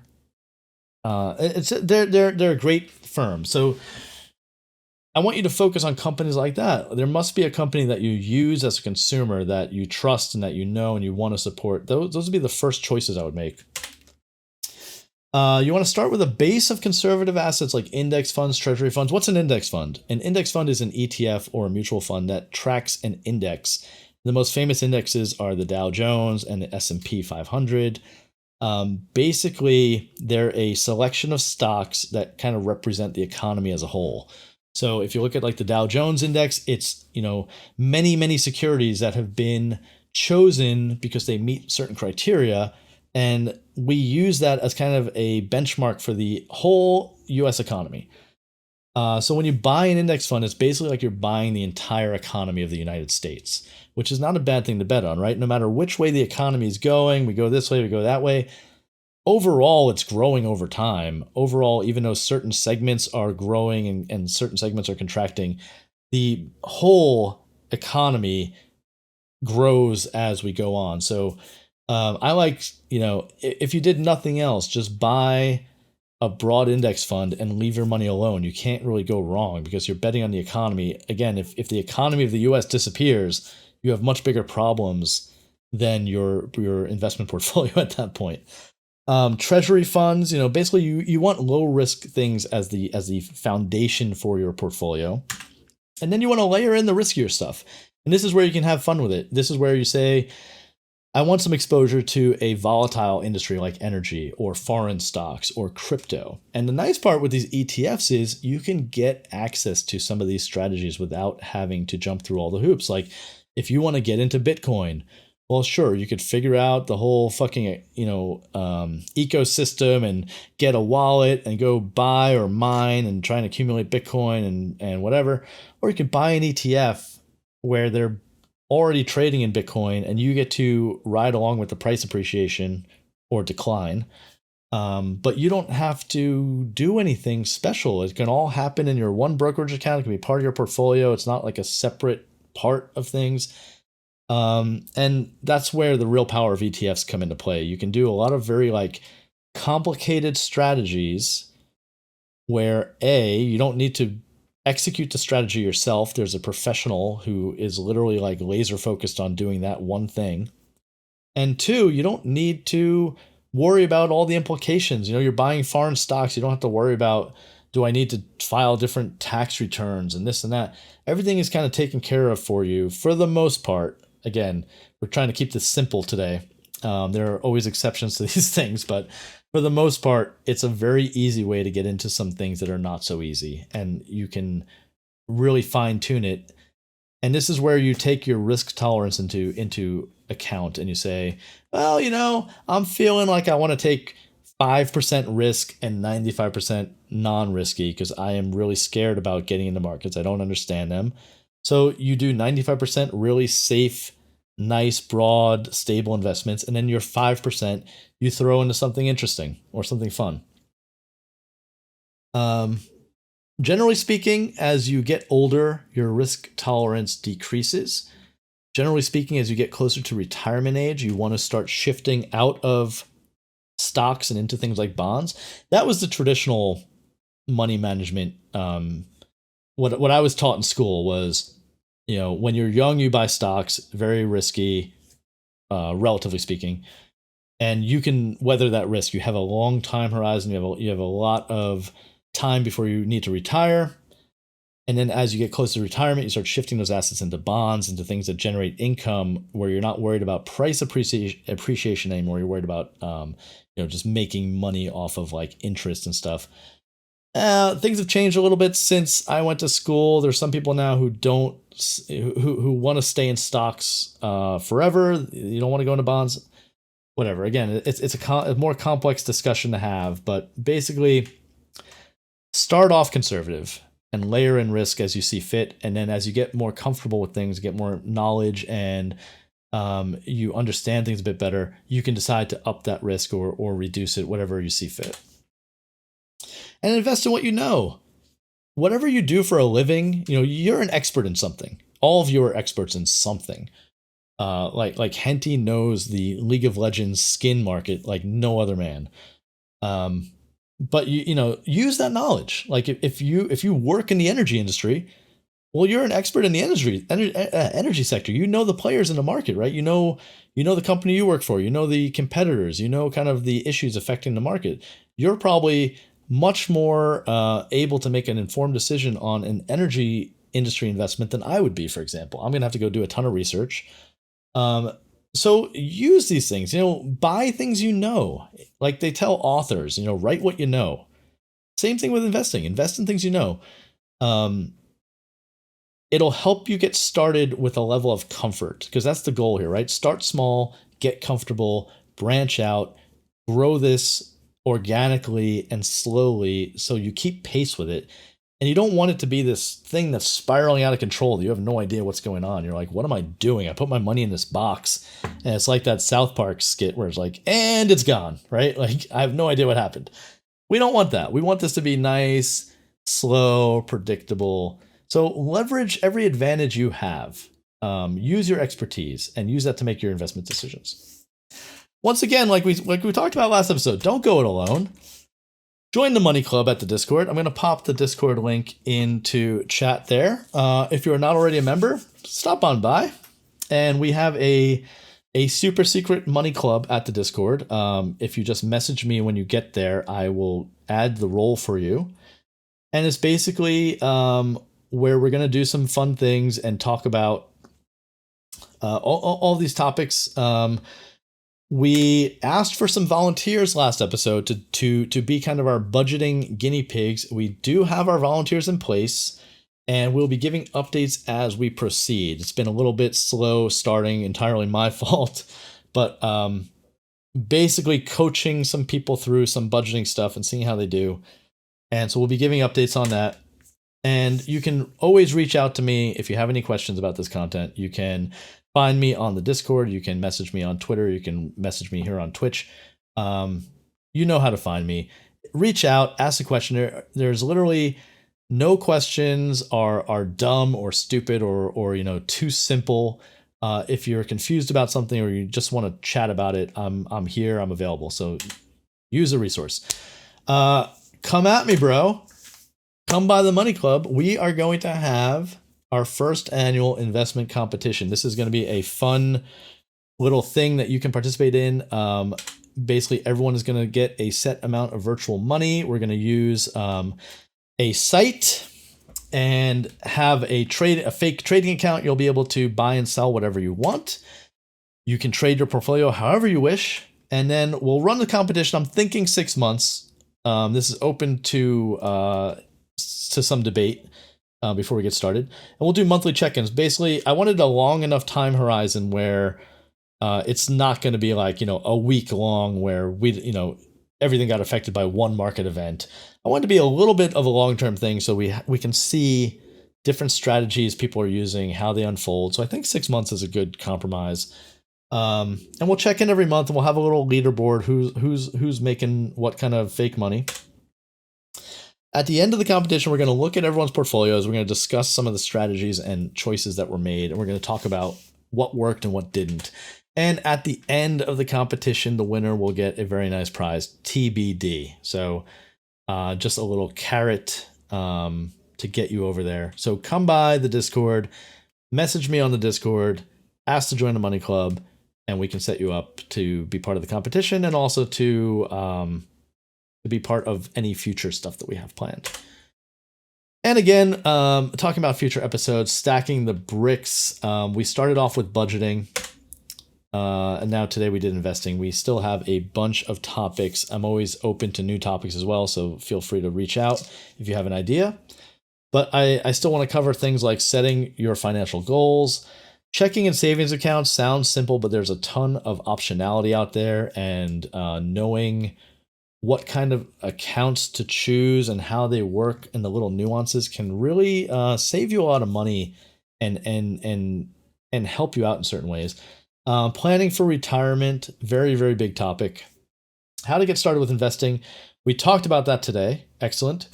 Debt management. What happens when you have a big debt load? How do you get out of a bunch of credit card debt? How do you start to claw your way out of a big hole that you feel like you're in? Credit scores and protecting your credit. It's very important to understand what credit scores are and how companies use them to evaluate you and to make decisions based on whether to give you money or what rate you get and how to use that to your advantage.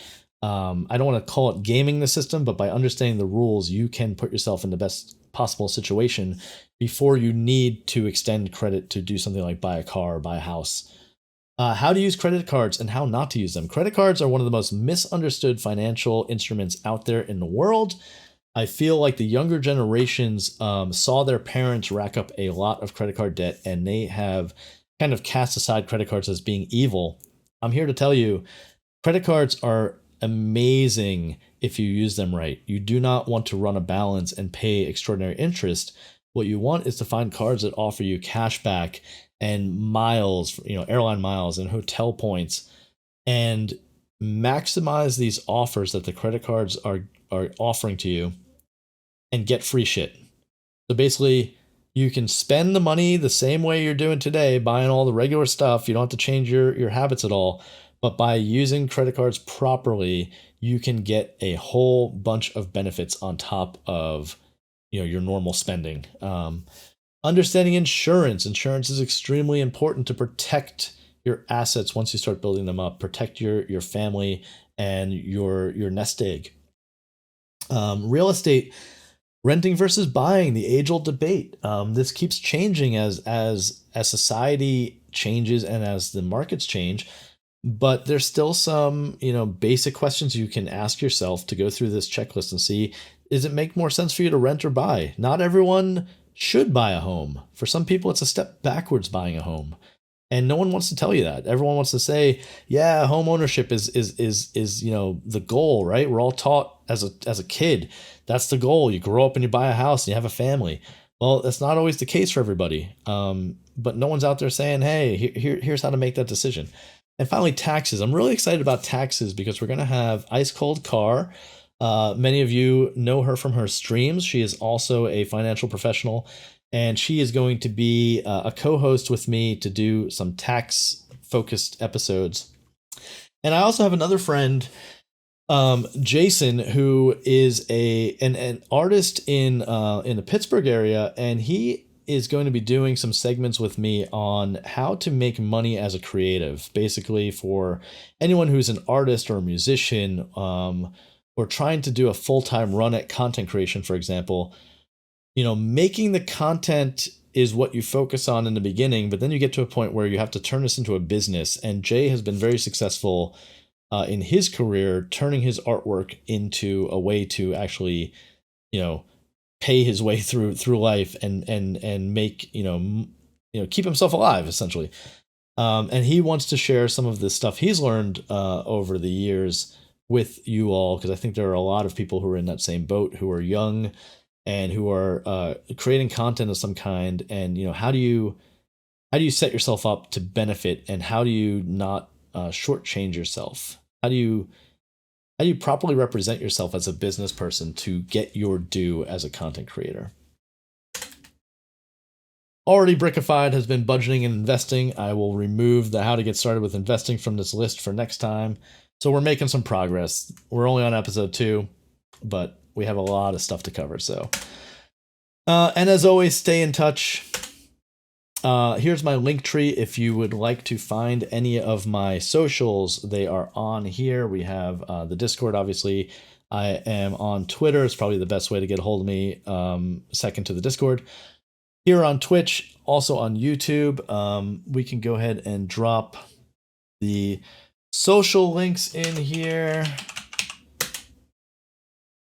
And we also have the Money Mondays website, moneymondays.tv. Eventually, this is going to be where all of the past episodes, you'll be able to find a list of them. This is where you can submit questions and feedback. Please, everyone, if you could go to that link and submit some feedback, it really helps me kind of shape these presentations and make them more useful for you. So if you don't mind taking 2 minutes out of your day, if you go to the website, you'll see up at the top there is a submit feedback option, and I would love to hear from you what worked, what you liked, what you didn't like, what I can change. I'm trying to make these really valuable and useful, so all of that stuff is extremely helpful. Okay, that's it for the presentation. I'm just going to go run and get a refill on my water, and we can open it up to kind of an open discussion for the remainder of the stream and see if anyone has anything you want to talk about. I'll stick around for a while and answer any questions or anything. So give me a moment. I'll be right back. And yeah, thank you.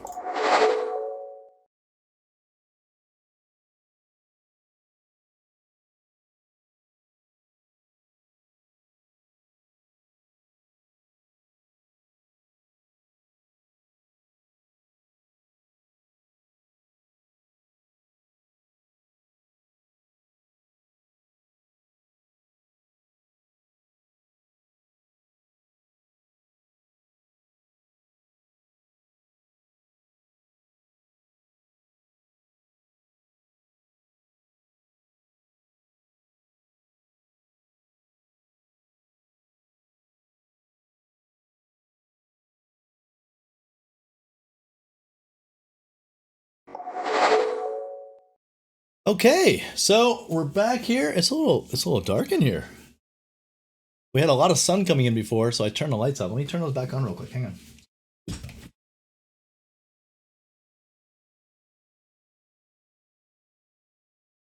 There we go.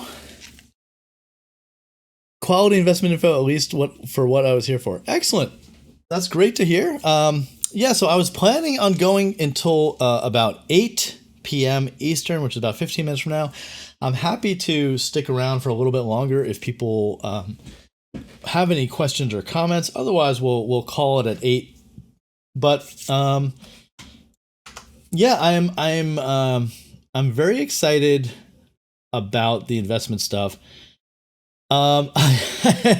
Shit, Bobs, I did watch it, and you know what? I forgot that I think we need to watch that right now. That I did want to work it into this presentation, and I completely forgot. My fault. So hang on, let me find it though. Because I do want to show it to you guys. I think it is a viable investment strategy, what we're going to show you. All right, let's see. I believe you sent that to me on Discord, Bobs. Let me try and find it here. Here it is. All right. Let's copy the link. Open up Chrome.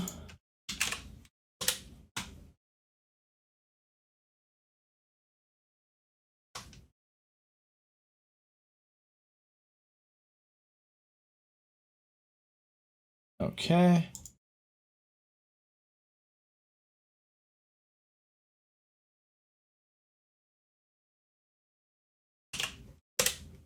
Okay, video is there.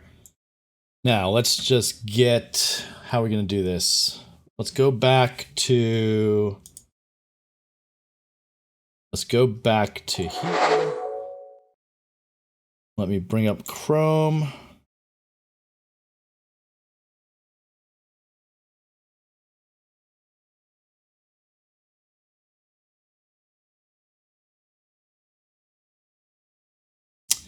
Is it window capture?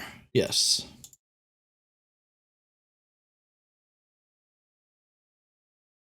There we go. Okay. And oh, I just gotta adjust this to fit it to the screen. There we go. All right. Now we make sure we have some audio here. Turn the music off. Let's get the desktop going, and hopefully you guys will be able to hear this. 2:30 a.m. Time to rise and grind. First thing I do is grab breakfast. Wish I had time to cook. It's a commercial. But I'm far too busy for that. It's been 6 months since I quit YouTube to trade stocks full time. Social media is nice and all that. I like to get the day started with just a nice casual jog. Just relax the body, you know, get your blood pumping, get a good start to the day. But the real money is in the stock market. Now we can finally Hells get yeah. to work.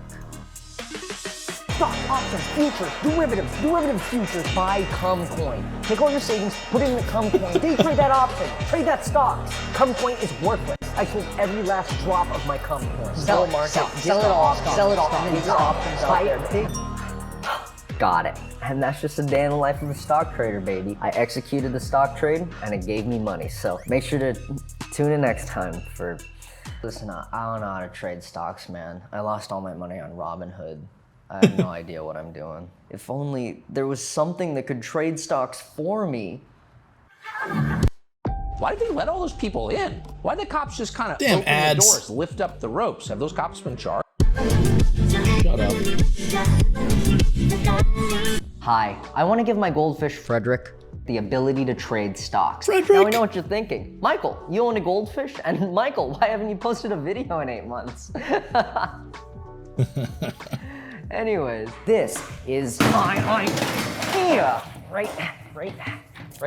We track Frederick's position anywhere he is in the tank. Then, every morning when the stock market opens, he'll be prompted with 2 random companies. He'll choose one by spending more time on that side of the tank. Then, the computer will take his decision and buy that stock with the money of whoever is sponsoring this video. But before any of that, we need to track fish. You might think I built my fish tank against a blank white wall because it provides ample lighting and doesn't overstimulate my fish. Wrong. I did it so I can write the detection software to just look for orange pixels of the fish and it won't get fucked up by a shitty, messy background. Here's some code I wrote that displays what the camera sees. It's not much, but we can add a function in that filters out specific colors, like apartheid. Then we can tell that function to filter out every color that isn't orange. Now this is kind of a complicated coding thing, so just try to keep up with this, and bada bing, bada boom, we got a color mask. But it has these little speckles of shit in it. We just gotta sprinkle some post-processing code on there and clean it right up. I did not have to Google how to do that, shut the fuck up. Then we take that post-process and find the location of this little blob of pixels, draw a circle around it, then take that circle, copy it, draw it on the original image, bada bing, bada boom, tracking fish track. And honestly, that was most of the hard part. I just added some random stuff like the tickers and some logic, and I think we're ready to test it without actual money, because I don't know if it works. Bop. All right, so you should see these lights turn on, including the fish tank one, because I wired it to this relay box over there, and the program should turn them on automatically. Anytime it will turn them. God fucking damn, is it broke? No, the lights are on. Boom. Tickers at the top. Boom. The fish is choosing. He's favoring the MO one. Ooh, what'll it be? Ooh, what's he gonna? Altria. Fucking. That's so amazing. The fish bought stock. Well, I mean, he didn't buy the stock, but like he chose his stock. That's amazing. He bought Altria over Boeing. Good, excellent choice. I think we're ready to hook it up to the actual stock market, which is actually gonna be super easy. There's like 1 million of these stock market APIs that let you buy stocks with just a little bit of code. I'm gonna use this one called Alpaca API. They're all pretty much the same though. And really all I have to do is add a few lines to the fish code and yeah, I guess we're done. Yeah, Frederick can start trading stocks anytime. I'm gonna go upstairs and start it. What is that? What is Wall Street Bets? Oh boy. Wall Street Bets is a subreddit for dipshits who try to get rich quick on meme stocks. We like the stock. We like the... Like this idiot who recorded himself losing $50,000 in 2 seconds. Their investments are not based on logic here. They're based on memes. And They're not investments. Those guys are fucking geniuses. Bucky, Their stocks only go up. Wait, what? Fuck, I could have built a bot that scraped the Wall Street Bets subreddit and just bought stocks based on what they posted there. Should I just start over? But Frederick already knows how to trade stocks. But those guys from Wall Street Bets literally only pick good stocks. You've seen GameStop, you've seen Tesla, you've seen You saw Frederick in there. He was fucking incredible. Just stick to the plan. Wall Street Bet said it would be free tendies. What do you not get about free tendies? I don't know.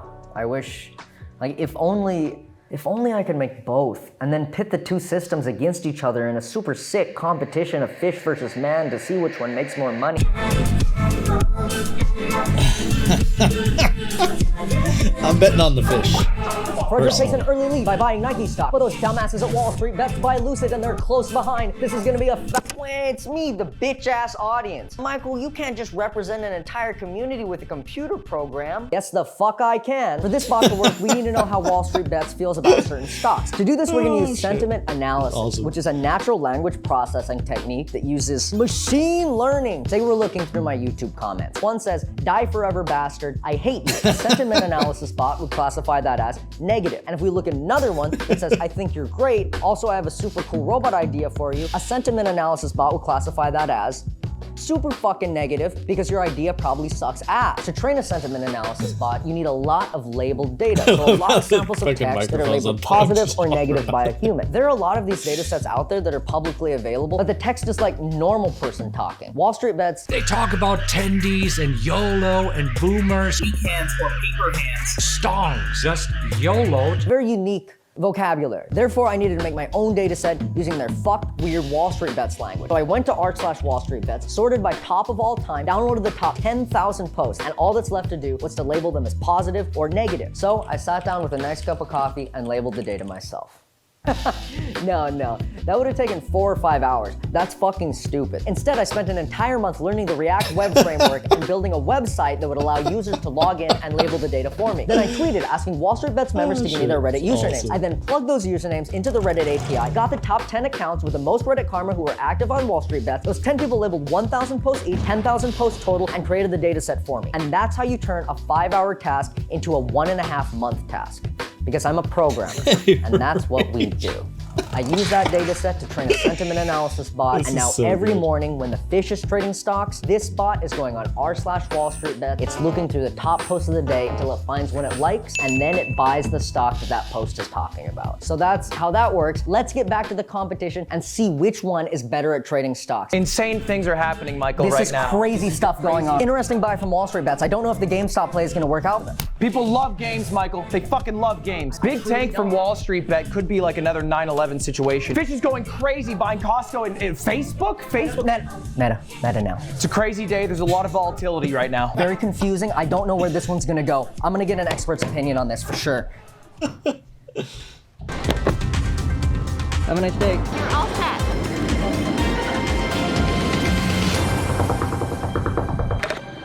Hey, this is Graham Stephan. He does financial investing videos and is also rich as fuck. Hello. So you do money. Yeah. You have money. I came to ask you questions. I'm gonna give you 2 portfolios. I just want you to look them over. Which one do you think is better? Okay. Portfolio 1's interesting. Now portfolio 2.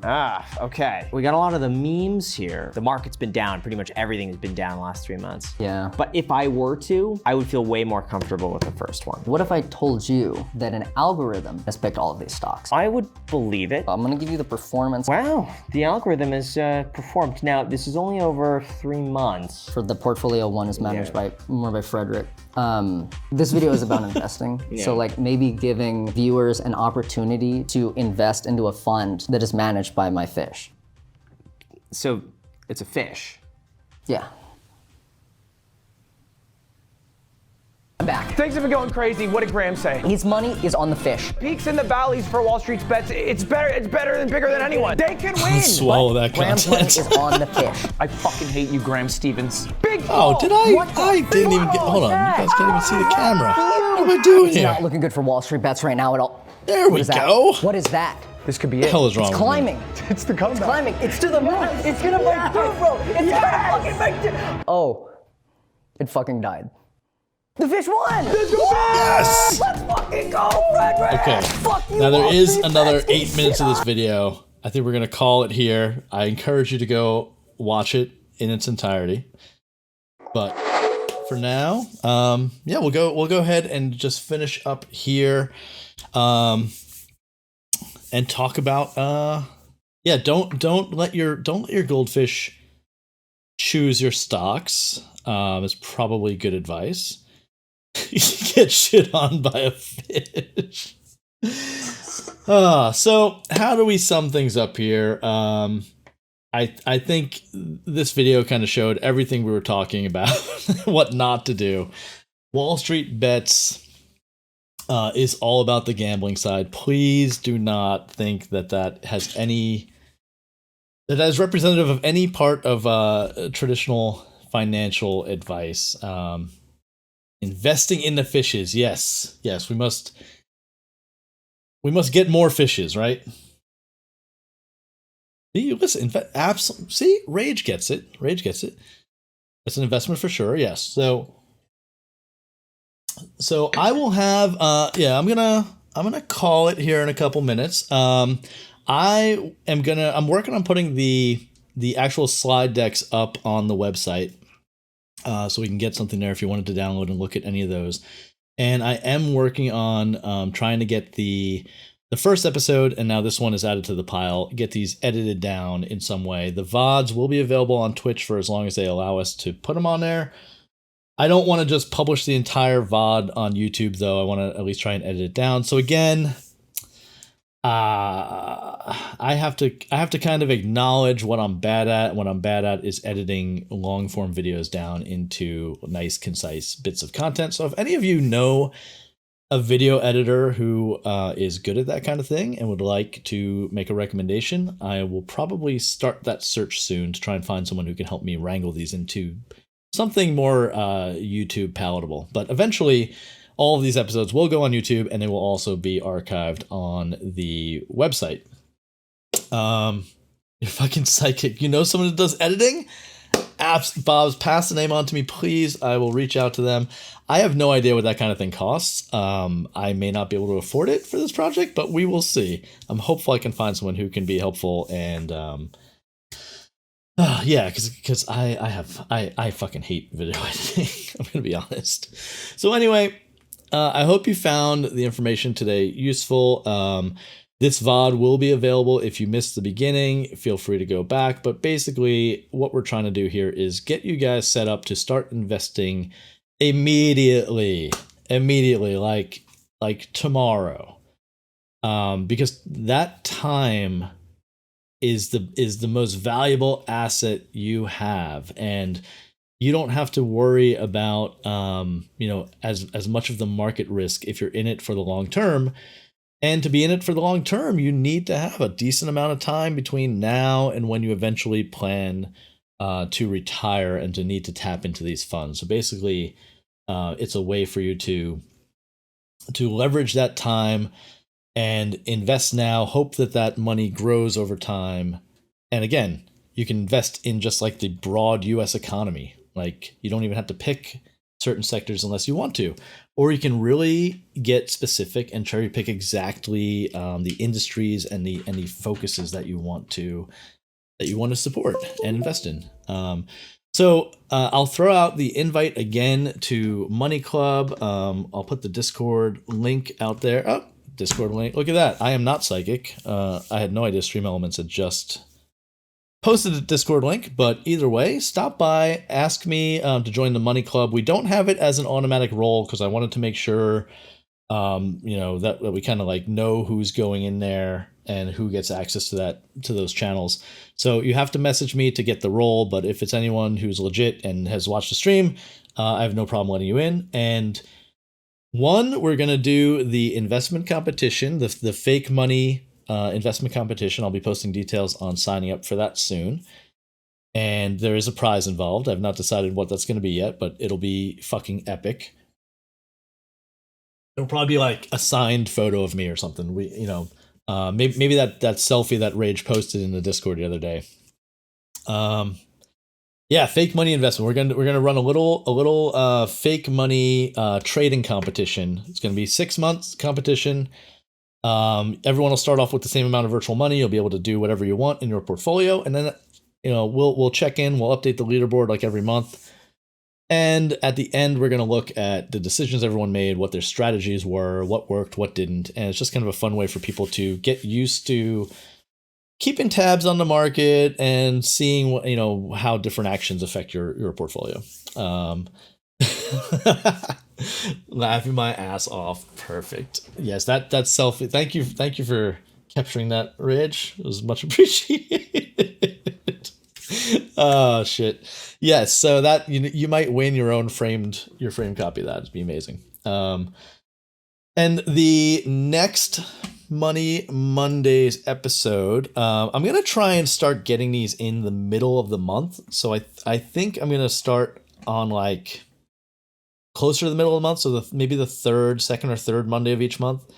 So looking at the calendar, I'm thinking probably the 19th or the 12th of June for the next episode. I have not decided the topic yet. You'll know when I know, and we'll nail down that date as we get a little closer. But I hope you found this useful. If you want any assistance in talking about different funds that are out there, different products that are out there, if you are like, hey, I want to invest in this sector, but I don't know how, I don't know what options there are, come on by the Money Club and just ask for help. And I'm happy to kind of like sit down. I'm not going to make any like specific recommendations. I'm not going to tell you buy stock A, B, C, or this fund or whatever, but I will kind of point you in the right direction to where you can get the information you need to make a decision. I don't want to get into any kind of like specific recommendations. That's a whole other fucking ball of wax. And but the whole intent here is not to tell you what to do. It's to teach you how to plot your own course and get this stuff done yourself. Make your own decision making. So yeah, hire Frederick. That is an option. I don't know what his fee structure is like. But there is some truth to that, where there have been market periods, and in fact, we've gone through an amazing bull market for a long time, where literally you could throw a dart at a list of stocks and just buy whatever it landed on, and probably make out okay, because the economy has been fucking humming, and it's growing. Companies are growing. So basically, you either went bust and went out of business at some point along the way, but if you manage to survive, you have grown a lot in the last 15, 20 years. Sounds like my kind of game. Excellent. So I guess with that, I will call it a day. Let's see. I'm never sure with these. Whoa. Never sure with these if I should raid out, because it's kind of a weird, like, I think we should raid out, but I don't know who to raid into, because we're not like playing a game. I can be like, oh, this is kind of the same type of game. So, who should we go see? You know what? Why don't we go raid Mimo? She's playing some Stardew. That's kind of chill. Like, I like the chill vibe. Yeah, let's give Mimo a look. I'm sorry, Henty. I got to go with the teammate until this whole League of Legends tournament is over. I have certain loyalties I have to adhere to. So, all right, we'll go ahead and get this raid set up. And yeah, thank you all for being here. Thank you again for the continued support. This was a tough topic today because it's so expansive. I could sit here and talk for fucking days if we got into some of the more complex things. We are going to try and do a few more investment episodes down the line, which deal with a little bit more complex topics. But that will be for another day. Oh, thank you, Bobs. Yeah, I hope this is helpful for everybody. Again, the moneymondays.tv website, there's a spot there where A, you can submit any kind of questions and things that you want addressed. And B, you can submit feedback. If everyone could take a second out of your day and just give me any feedback that you think about the stream, things I can do better, things that were good, things that were bad, that stuff is extremely helpful to me. All right, let's get the raid going, and I'll give you 2 raid messages here. You'll be catching a VOD to get caught up. Thanks for the stream. Yes, the VOD is available, so if anybody did miss the beginning or you want to go back and review anything, feel free. Here is the sub raid message. paste that in all its glory. And then we also have raid 2. This is the non-sub message. So yeah, let's go ahead and raid Mimo and show her some love. And I will be back on Wednesday night with the gaming stream. We'll be continuing Lamplight City. And until then, I hope everyone has a good rest of your week. For anyone in the US, enjoy the rest of your Memorial Day. Thank you for spending a bit of time here. And thanks everybody for helping to make these Money Monday streams a success. I appreciate it more than you can ever know.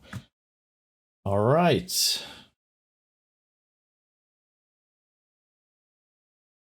Mimo. Oops.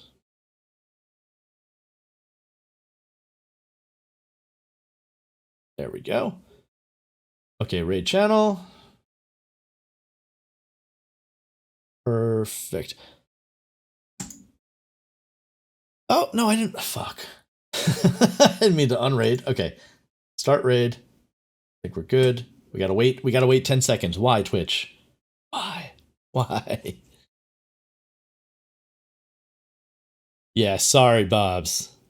No, we're not canceling Mimo. No one cancels Mimo. Okay, I think we're good. Okay, everybody. Thank you so much. I'm going to put my ending screen on, and then we'll jump over and say hi to Mimo. Thank you all so much for being here. I really appreciate it. Bye. Have a good night.